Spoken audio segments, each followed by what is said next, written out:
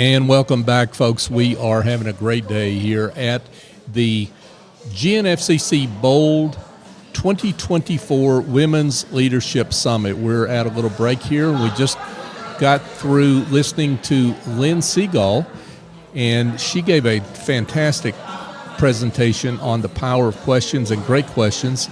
And I just happened to ask the right question of Lynne and got her here. So I said, would you come and talk to us about this? And Lynne said yes. So Lynne, thank you so much for stopping by and sharing the wisdom you shared. Thank you. It's great to be here. Yeah. So for those that don't know you and your work, you were here last year. I was. Yeah, but for those that have missed out, let's give everyone an introduction to you and your work. How are you serving folks out there?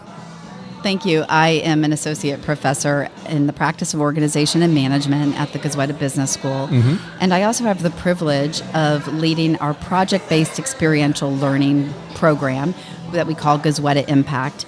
And in this program, we partner teams of MBA students with organizations to solve real-world problems. This is a degree requirement for every MBA and all of our different MBA formats. And I teach a management class that's focused on structured problem solving and influential communication and how you lead and organize the work of a problem solving team to figure things out and get things done.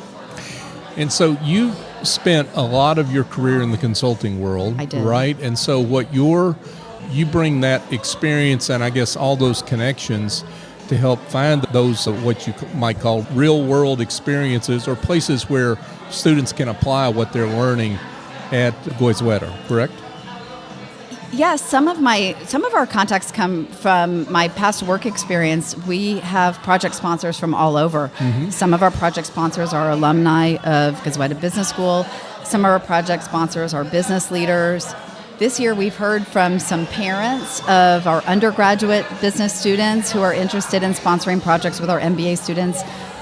Listen, I'll talk to anybody who is interested in sponsoring a project. If they've got a good project, bring it on. I want to hear about it. That's why I bring it up, so we can get that out there. That's one of the things you're looking for.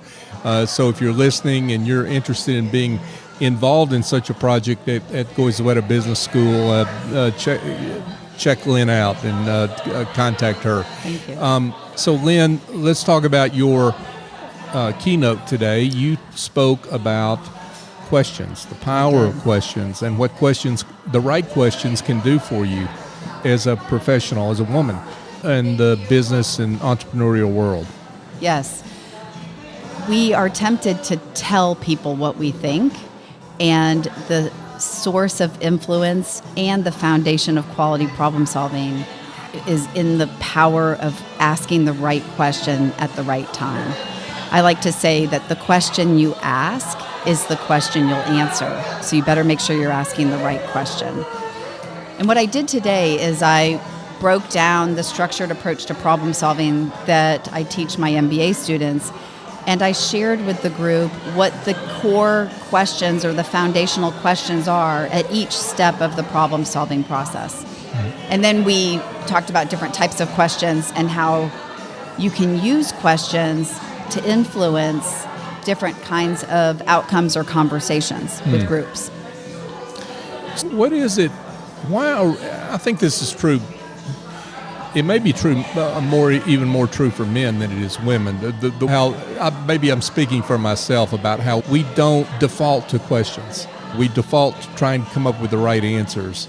And it seems to me some of it's just the way we're educated, right? That we're educated to have the right answer in school, but we're not educated on asking the right questions. Is that a fair statement? It probably varies somewhat by personality. Yeah. Some people are more natural at asking versus telling. Yeah. I find I tend to fall into the tell trap too much. Yeah. And I have to remind myself to pause and think, what would be the right question to ask in this moment? Yeah. But in my experience, it's the questions that get you further in a conversation and in a group process than it is to assert a point of view. Right. Eventually you have to assert a point of view, but you're more likely to achieve consensus and get to a better result if you ask good questions. And part of it is simply unlocking maybe possibilities you didn't see that were out there, right? I mean, when you are open and are willing to ask questions, maybe you unlock possibilities that you didn't think were possible. I think that's true. Yeah. One of the things that I have observed, I think this is true if you think about any profession. Of course, I'm working in a business school and helping my students achieve career success in business. But if you think about any profession, questions are at the heart of what makes somebody better than somebody else. If you go to a therapist or a psychologist, you want to go to the person who's going to ask you the questions that get to the deep insight about yourself that's going to help you unlock or get unstuck whatever issue it is.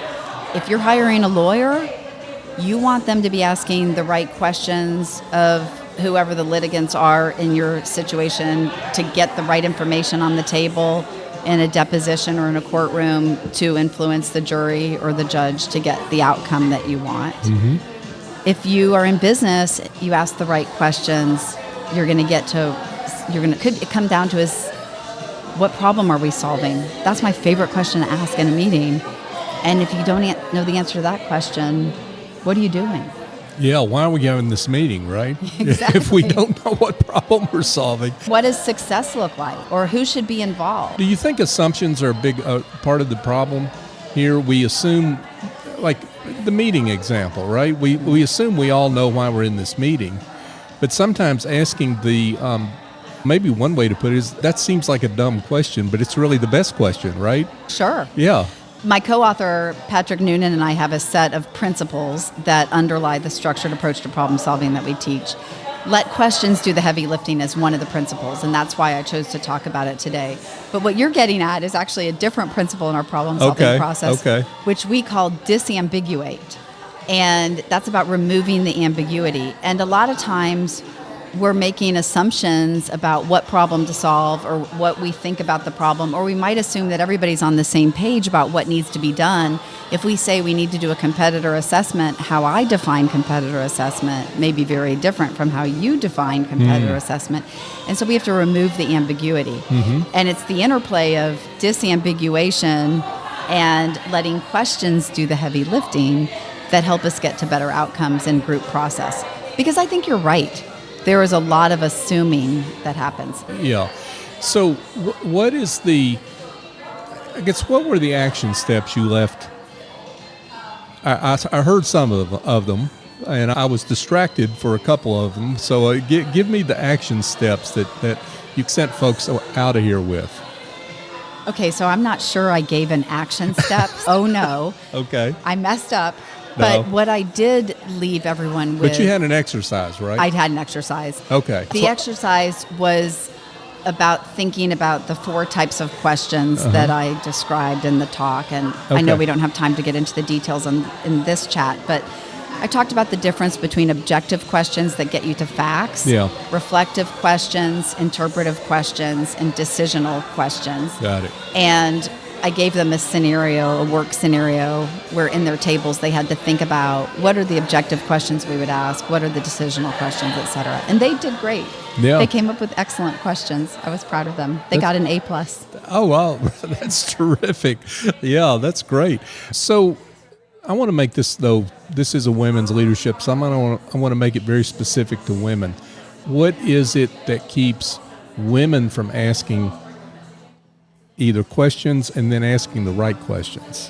I don't know if I can generalize to all women, but as a woman, I can say what holds me back. Mm-hmm. And what holds me back sometimes is a fear of maybe I should know the answer to this question, and I might not look smart if I ask this question. Right.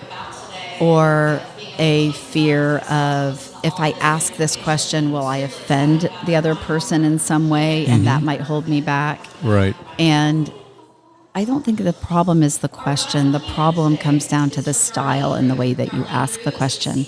And there are ways to ask questions that are less off-putting or more off-putting.